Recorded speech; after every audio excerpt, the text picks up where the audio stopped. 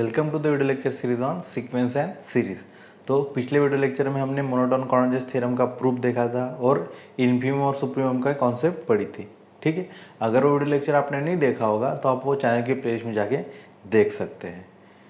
आज के video lecture में हम पढ़ने वाले हैं कॉची सीक्वेंस।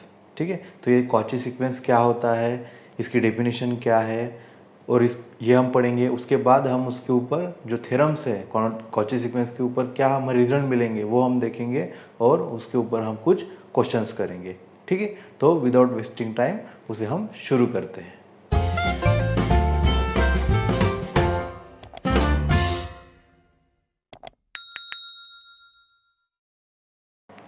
ठीक है, तो देखिए कॉची सीक्वेंस की डेफिनेशन।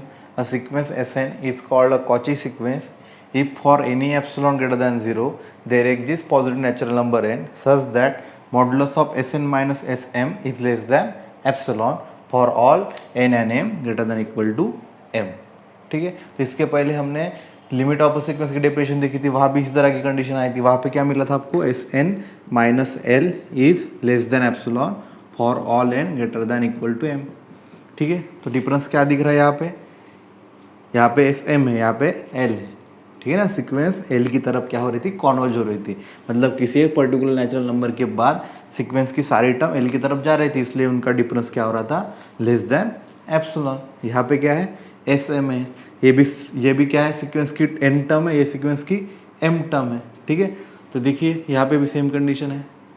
m इस पर्टिकुलर नेचुरल नंबर के बाद, किसी पर्टिकुलर नेचुरल नंबर के बाद सीक्वेंस के टर्म का डिफरेंस अगर लेस देन एप्सिलॉन हो, मतलब उनके सीक्वेंस के जो डिस्टेंस होगा वो क्या होता हो जाएगा, कम होता जाएगा। मतलब सीक्वेंस सारी क्या होती जाएंगी, पास आने शुरू हो जाएंगी, उनकी टर्म क्या होने जाएगी, पास आना शुरू हो जाएगी। अगर ये कंडीशन सेटिस्फाई करेगी तो उस सीक्वेंस को हम क्या बोलेंगे, कॉची सीक्वेंस। कॉची साइंटिस्ट का नाम है जिन्होंने इस सीक्वेंस की डिस्कवरी की थी। ठीक है, तो इस सीक्वेंस का नाम है क्या है, कॉची सीक्वेंस। ठीक है, अब यहाँ पे और इनमें क्या डिफरेंस है, यहाँ पे सीक्वेंस L की तरफ क्या हो रहा है, कॉन्वर्ज हो रहा है, मतलब उसका लिमिट L आपको मिल रहा है।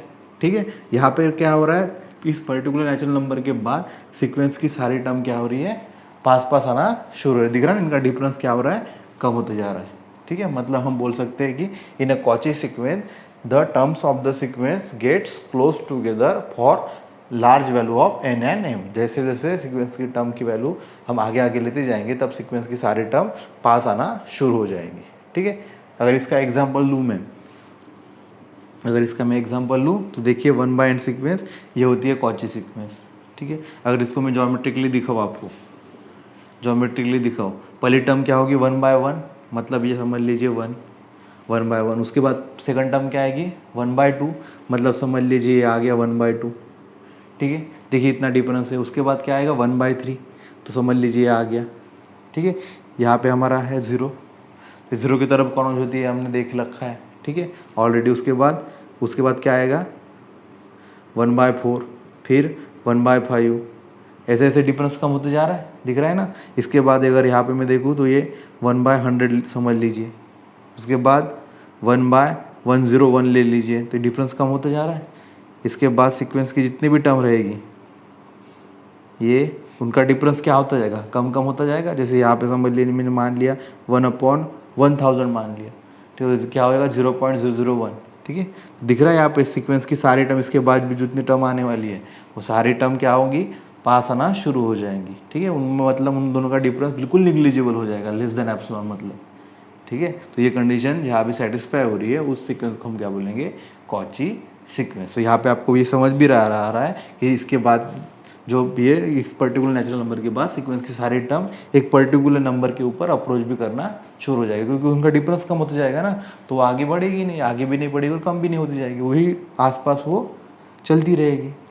ठीक है, तो फिर अभी इसके ऊपर हम कॉची सीक्वेंस के ऊपर थ्योरम्स करते हैं और फिर कॉन्वर्जेंट सीक्वेंस और कॉची सीक्वेंस में क्या रिलेशन है वो देखते हैं और फिर उसके ऊपर हम और क्वेश्चंस करेंगे।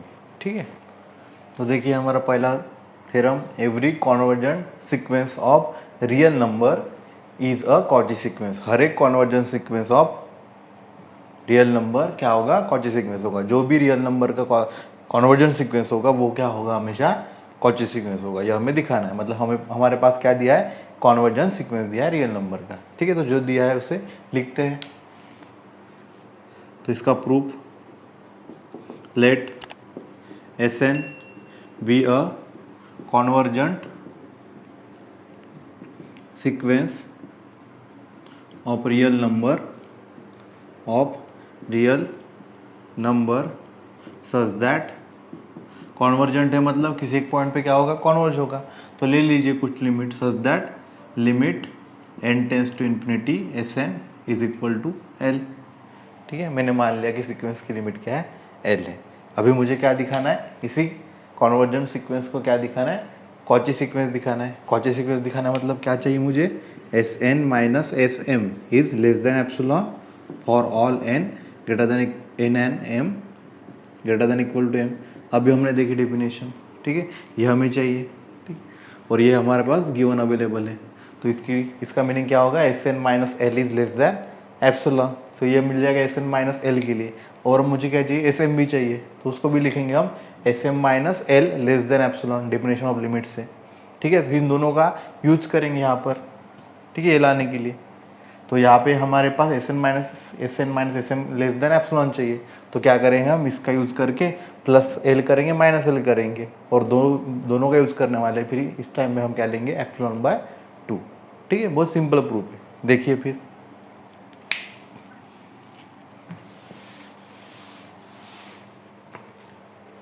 इसका मतलब क्या होगा थी, then by definition of limit of sequence, then for any epsilon greater than 0 there exist positive natural number m belongs to n such that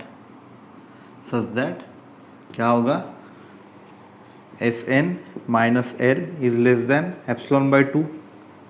ठीक है, for all n greater than equal to m and Sm minus L is also less than epsilon by 2 for all m greater than equal to m।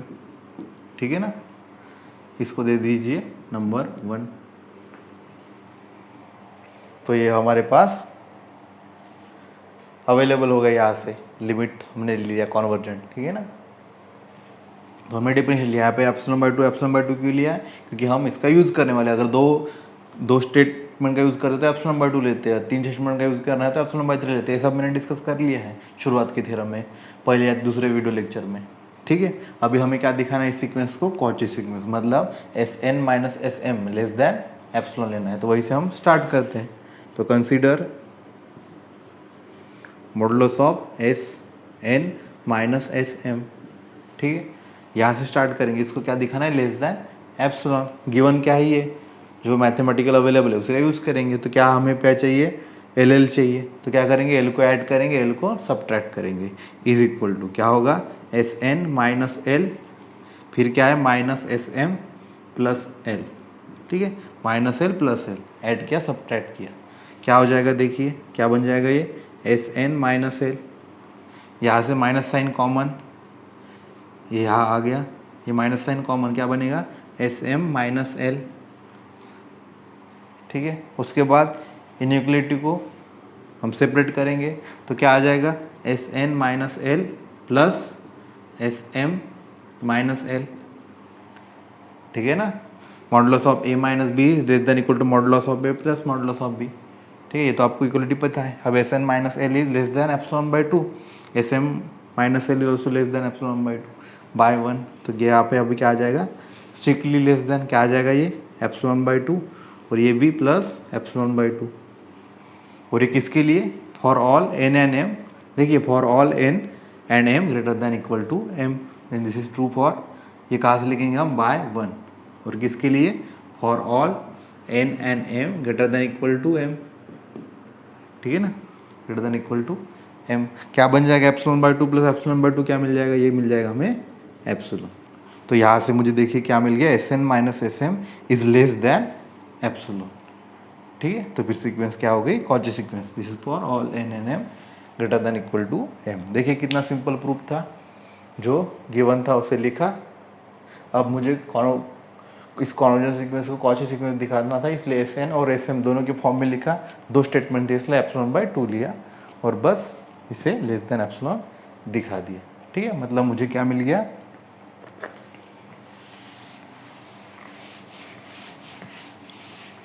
क्या मिल गया, then for any epsilon greater than 0 there exists positive natural number m such that Sn minus Sm is less than epsilon for all n comma m greater than equal to m.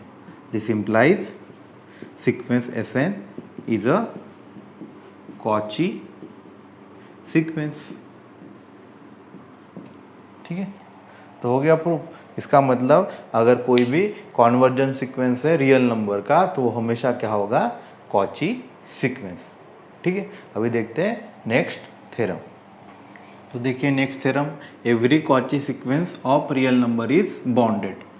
ठीक है, हर एक Cauchy sequence क्या होगा, bonded होगा।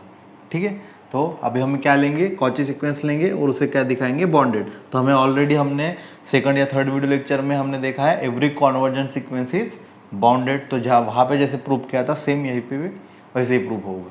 ठीक है, तो देखिए स्टार्ट करते हैं प्रूफ।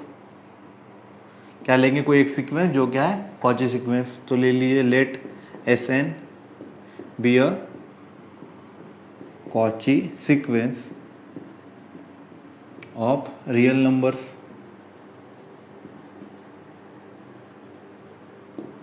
ठीक है, अब उसे हमें क्या दिखाना है, बॉन्डेड। बॉन्डेड के लिए क्या दिखाना होता है, Sn is less than equal to some h for all n। हर एक नेचुरल नंबर के लिए अगर मुझे ऐसा कुछ बॉन्ड मिल जाए तो फिर हम सीक्वेंस को क्या बोलेंगे, बॉन्डेड सीक्वेंस। h कोई भी एक रियल नंबर है। ठीक है, इस तरह से हमें दिखाना पड़ेगा। अब सीक्वेंस कॉची है तो फिर कॉची सीक्वेंस की डेफिनेशन सेटिस्फाई होगी। ठीक है, then by definition of Cauchy sequence क्या होगा, for any epsilon greater than 0 there exist positive natural number m such that क्या होगा, Sn minus Sm is less than epsilon for all n comma m greater than equal to m। ठीक है, अब मुझे sequence को क्या दिखाना है, कॉची सीक्वेंस। तो मुझे बस Sn ही चाहिए ना, Sn is something less than h या a, जो भी आपका रियल नंबर है, हर एक नेचुरल नंबर के लिए यही दिखाना है ना। तो अभी मुझे बस Sn ही चाहिए, Sm की हमें कोई काम नहीं है। ठीक है, और उसका कुछ हमें बॉन्ड लाना है। ठीक है, तो ये हर एक नंबर के लिए ट्रू है, हर एक पॉजिटिव नेचर, हर एक m और n के लिए ट्रू है, फॉर ऑल दिख रहा है ना। ठीक है, और ये फॉर ऑल एप्सिलॉन ट्रू है। तो हम इसका एक पर्टिकुलर वैल्यू लेते हैं, m को हटा लेंगे, एप्सिलॉन का कुछ एक पर्टिकुलर वैल्यू ले लेंगे। ठीक है, क्यों ले पा रहे हैं हम ये, क्योंकि ये हर एक एप्सिलॉन हर एक n और m के लिए ट्रू है। अभी हमें m का कुछ काम नहीं है, तो बस Sn का काम है। तो m की जगह मैं पर्टिकुलर नंबर ले लूँगा। ठीक है, तो अभी क्या ले सकता हूँ मैं, m की value, m is greater than equal to m है, तो m की वैल्यू मैं कैपिटल M ले सकता हूँ ना। ठीक है, तो take m is equal to capital M and epsilon simple जो भी वैल्यू ले सकते हैं आप, क्या ले लेते हैं, 1। तो ये क्या बन जाएगा, देन ये क्या मिलेगा, Sn minus S capital M is less than 1। ठीक है, फॉर ऑल, अभी m की वैल्यू तो m की इक्वल हो गई ना, तो क्या बचेगा, बस for all n greater than equal to m। ठीक है, इसे दे दीजिए आप नंबर 1। ठीक है, तो अभी इसका यूज करके हम सीक्वेंस को क्या दिखाएंगे, बॉन्डेड। ठीक है, तो स्टार्ट कहाँ से करेंगे, Sn से। तो कंसीडर Sn, इसको less than equal to some real number दिखाना है, इज इक्वल टू, इसका यूज करेंगे ना, तो क्या करेंगे, माइनस Sm ऐड करेंगे, सब्ट्रैक्ट करेंगे Sm को, यदि ये हमें चाहिए ना, इसी का ये अवेलेबल है हमारे पास। तो क्या लेंगे कि Sn minus Sm plus Sm। ठीक है, जो अवेलेबल है उसी का यूज़ करना है बस, हर स्टेट थ्योरम इसी तरह से करना है। बताइए क्या बनेगा, ये Sn माइनस Sm सेपरेट करेंगे पहले, सबसे पहले क्या हो जाएगा, Sn minus Sm plus modulus of Sm। ठीक है, अब Sn माइनस Sm क्या है, लेस देन 1, लेस देन 1, तो क्या आ जाएगा, strictly less than 1 plus Sm।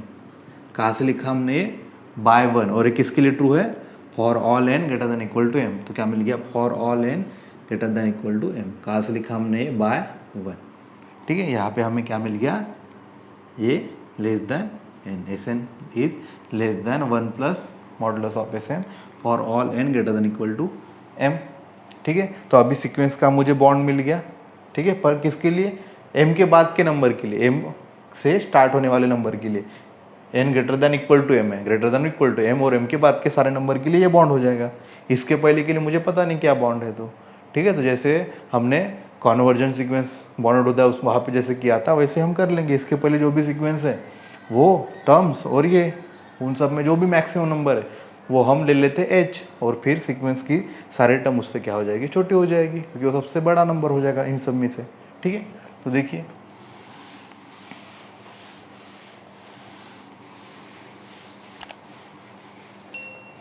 तो चूज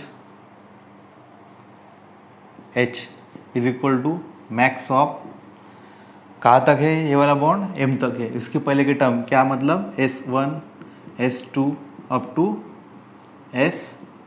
m-1।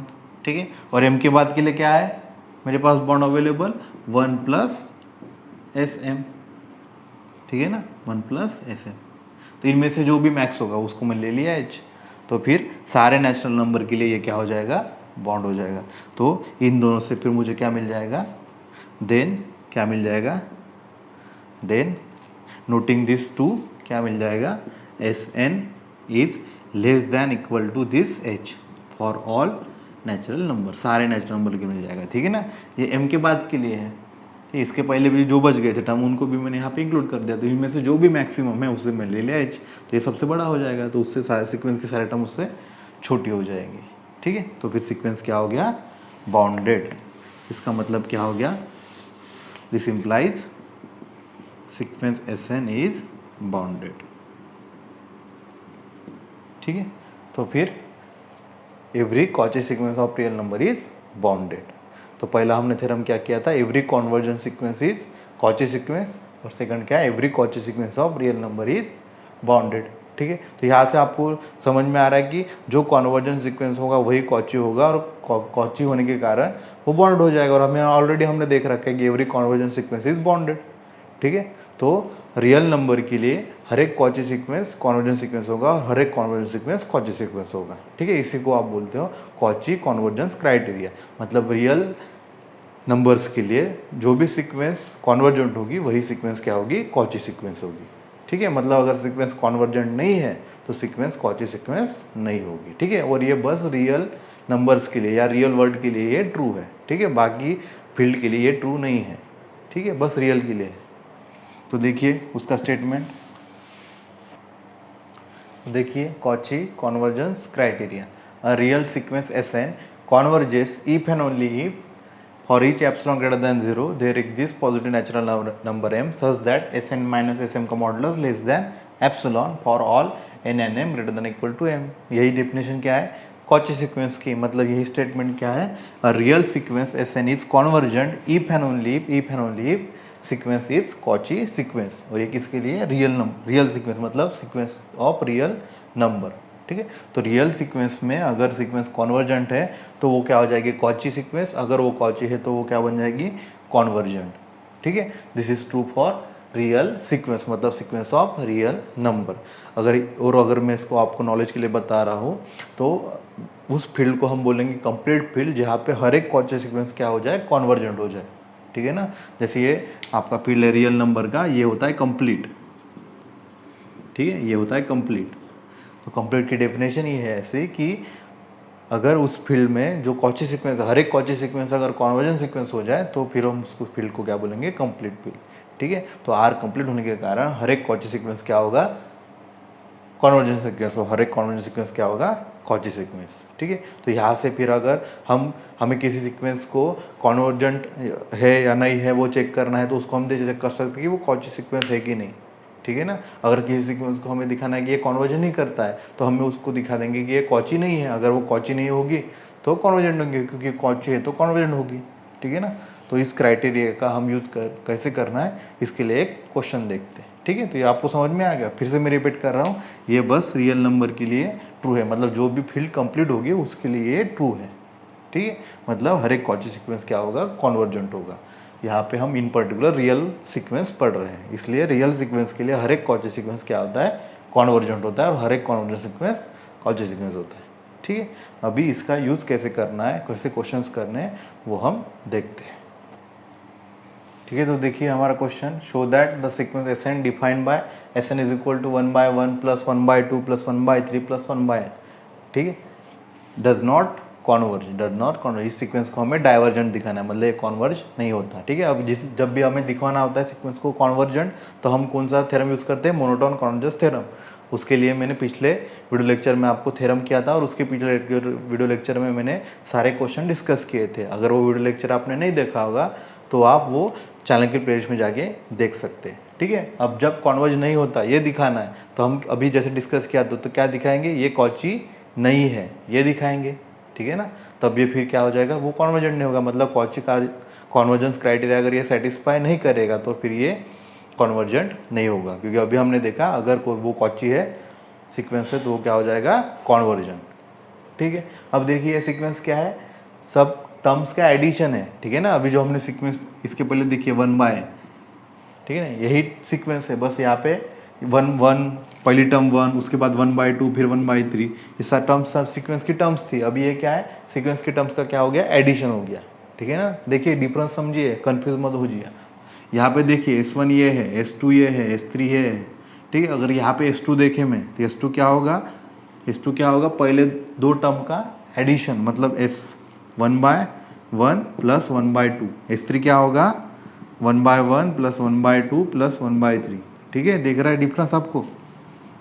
ठीक है, तो इस सीक्वेंस को हमें क्या दिखाना है, डाइवर्जेंट दिखाना है। ठीक है, तभी सीरीज में हम जब पढ़ेंगे तो ये है पी सीरीज है, देखिए ये पी सीरीज है 1/n की।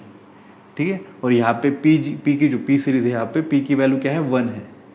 ठीक है, और ये सीरीज क्या होती है, डाइवर्जेंट होती है। ये सीरीज होती है डाइवर्जेंट, जब भी सीक्वेंस के टर्म का हम एडिशन करते हैं तो वो बन जाती है सीरीज। ठीक है, तो ये होती है डाइवर्जेंट। ठीक है, तो ये सीक्वेंस वैसे भी डाइवर्जेंट होने वाली है। ठीक है, ये हमें पता है। तो जब हमें स्टेटमेंट का आंसर पता होता है तब हम कौन सा मेथड यूज़ करते हैं, मेथड ऑफ कॉन्ट्रडिक्शन। ठीक है, पॉजिटिविटी थ्योरम में हमने ये यूज़ किया था। तो हम क्या मानेंगे, पहले इस सीक्वेंस को कॉन्वर्जेंट है ये मानेंगे, कॉन्वर्जेंट है तो फिर वो क्या बन जाएगी, कॉची सीक्वेंस बन जाएगी, मतलब कॉची कन्वर्जेंस क्राइटेरिया सेटिस्फाई करेगा।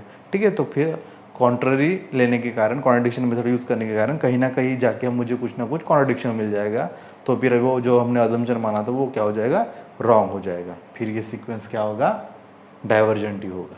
ठीक है, तो देखिए स्टार्ट करते हैं।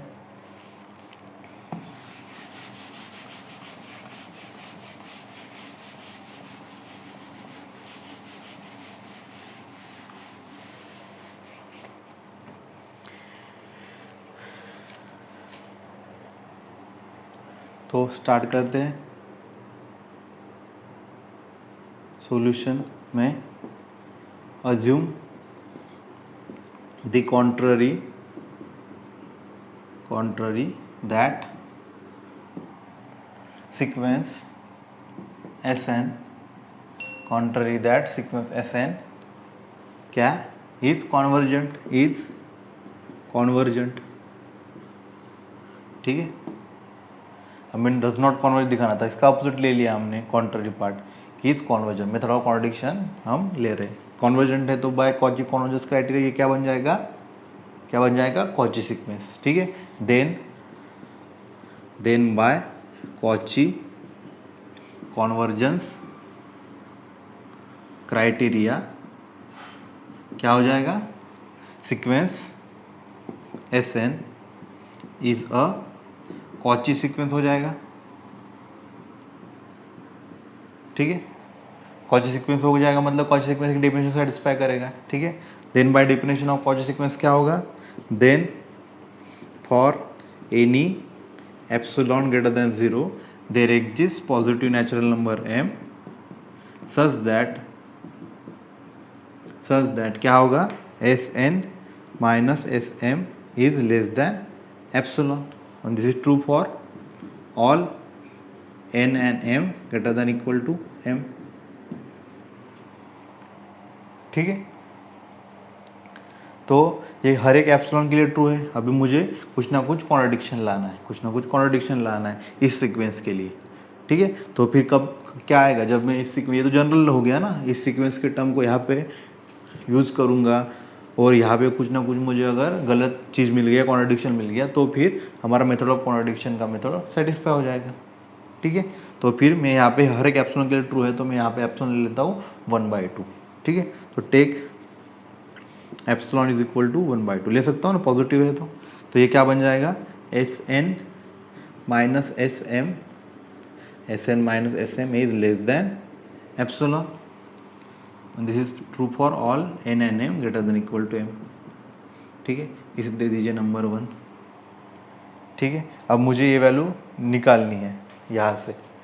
ठीक है ना। तो अभी मैं ले लेता हूँ Sn के लिए 2m, कुछ भी ले सकता हूँ ना जो m से क्या हो, बड़े हो। तो n ले लूँगा मैं 2m और m लूँगा कैपिटल M के इक्वल। ठीक है। और ये डिफरेंस निकालूंगा, फिर देखते क्या मिल जाता है। सॉरी, यहाँ पे क्या आ जाएगा 1/2। 1/2 लिया ना हमने। ठीक है। तो देखिए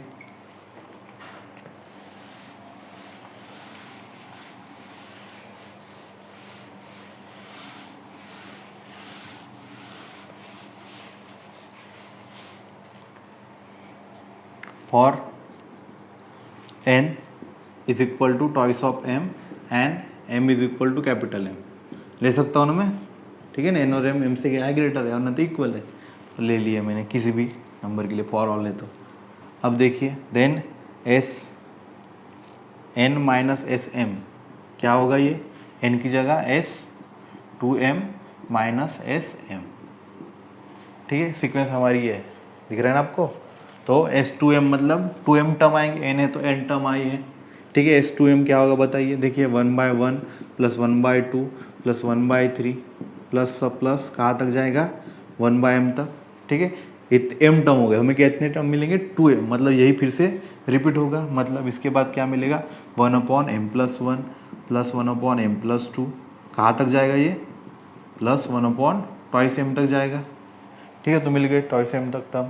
तो ये हो गया S(2m) minus Sm minus Sm मतलब n की जगह m आ जाएगा 1/1 plus 1/2 plus so on plus 1/m उसका मॉडुलस।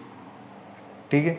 अब देखिए यहाँ से 1 से लेके 1/m तक, 1 से लेके 1/m तक ये क्या हो जाएगा, कैंसल। नेगेटिव साइन होने के कारण क्या बचेगा, यहाँ से इतना बचेगा m+1 से 2m तक बचेगा। ठीक है। तो देखिए ये सॉल्व करने के बाद क्या मिलेगा 1/m+1 plus 1/m+2 plus so on plus 1/2m। ठीक है। अब देखिए इनमें से सबसे छोटी टर्म क्या होगी, जिसका डिनोमिनेटर सबसे बड़ा होगा वो क्या होगी सबसे छोटी टर्म। यहाँ पे देखिए सबसे बड़ा डिनोमिनेटर कौन सा है 2m है, उसका रेसिप्रोकल क्या हो जाएगा सबसे छोटा। मतलब ये सबके लिए क्या बन जाएगा लोअर बाउंड बन जाएगा। मतलब ये टर्म सभी टर्म में से क्या होगी सबसे छोटी ना। तो हर एक टर्म के लिए सबसे छोटी टर्म यही है ना, इसके लिए भी ये सबसे छोटा है, इसके लिए भी ये सबसे छोटा है। ठीक है। तो मैं फिर देखिए क्या लिखता हूँ, ग्रेटर देन इसके लिए भी सबसे छोटी टर्म ये इससे बड़ा ही होगा ना, plus 1/2m plus so on plus 1/2m। ठीक है ना। ये नंबर सबसे छोटा है तो हर एक नंबर से छोटा होगा। तो देखिए इससे ग्रेटर देन लिखा है, ये बड़ा है और ये नंबर छोटा है उससे। ठीक है। अब देखिए ये क्या है, कितने टाइम्स ऐड होगा m टाइम्स ऐड होगा m नंबर से। तो 1 से लेके m तक स्टार्ट गया है ये, तो m नंबर है तो m नंबर एक ही नंबर m बार ऐड हुआ है। तो ये क्या बन जाएगा देखिए m times of 1/2m m times of. ठीक है। 1/2m mm कैंसल, क्या बचेगा 1/2। देखिए फिर क्या मिल गया मुझे यहाँ पे Sn माइनस Sm इस टर्म के लिए क्या मिल गया ग्रेटर देन 1/2। क्या मिल गया ग्रेटर देन 1/2। ठीक है ना। देखिए मैं यहाँ पे लिखता हूँ सो वी गेट क्या मिल गया, क्या मिल गया Sn minus Sm is greater then क्या मिल गया 1/2। और ये तो क्या हो गया कॉन्ट्राडिक्शन ना। देखिए ना अभी हमने लिखा है Sn minus Sm is less than 1/2। तो this is the contradiction to the statement 1। This is the contradiction to statement 1। Therefore our assumption that this sequence is convergent is wrong. Therefore this sequence is divergent, that is does not converge. ठीक, तो this imply this is contradiction to statement 1। ठीक है, तो क्या लिखेंगे फिर हम, so our assumption that sequence Sn is convergent is wrong। ठीक है, इसका मतलब क्या होगा, ये रॉन्ग है तो ट्रू क्या होगा, देयर्स क्या मिल जाएगा, sequence Sn is divergent, that is does not converge. ठीक, तो देखिए हमने कैसे यूज़ कर लिया कॉची कॉन्वर्जेंस क्राइटेरिया इस सीक्वेंस को डाइवर्जेंट दिखाने के लिए। ठीक है, तो जब भी सीक्वेंस को कॉन्वर्जेंट दिखाना होता है तो हम मोनोटोन कॉन्वर्जेंस थ्योरम दिखाएंगे, नहीं तो सीक्वेंस का लिमिट निकालेंगे। ठीक है, और डाइवर्जेंट दिखाना है तो उसको मैंने कॉची नहीं है ये दिखाया, तो फिर वो क्या हो गया, कॉन्वर्जेंट भी नहीं होगा, क्योंकि every Cauchy sequence is convergent for a real number system. वही क्या हमारा कॉची कॉन्वर्जेंस क्राइटेरिया। ठीक है, तो आज के वीडियो लेक्चर में हमने पढ़ा है कॉची सीक्वेंस क्या होता है, उसकी डेफिनेशन देखी, उसके ऊपर इंपॉर्टेंट थ्योरम किए कि every convergent sequence is a Cauchy sequence, each Cauchy sequence is a bonded, और फिर हमने कॉची कॉन्वर्जेंस क्राइटेरिया पढ़ा और फिर उसके ऊपर एक क्वेश्चन कर लिया। ठीक है, तो अभी आप इस सभी थ्योरम्स के और क्वेश्चन की प्रैक्टिस करिए। नेक्स्ट वीडियो लेक्चर में हम अभी तक जितना भी सीक्वेंस के ऊपर हमने टॉपिक्स कवर किए उन सब का मैं रिवीजन लूँगा, और उसके ऊपर MCQ टाइप के क्वेश्चन हम कैसे सॉल्व करेंगे वो हम देखेंगे, और कुछ क्वेश्चन मैं आपको सॉल्व करके दिखाऊंगा। ठीक है, तो मिलते हैं नेक्स्ट वीडियो लेक्चर में।